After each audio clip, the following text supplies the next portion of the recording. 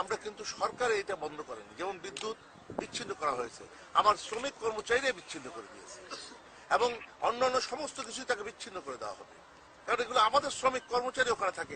সরকারের এটা কিছু করার নেই, সরকার আমাদেরকে বলেনি বা দেশা বলেনি এটাকে মানে বিচ্ছিন্ন করতে।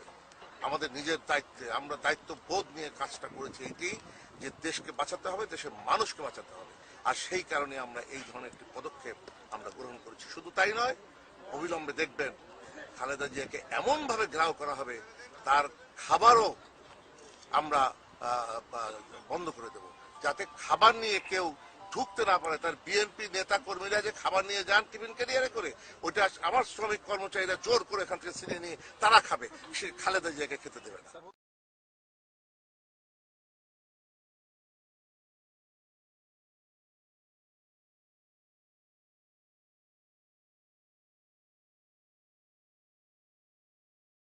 আমি লাইনম্যান পদে আছি।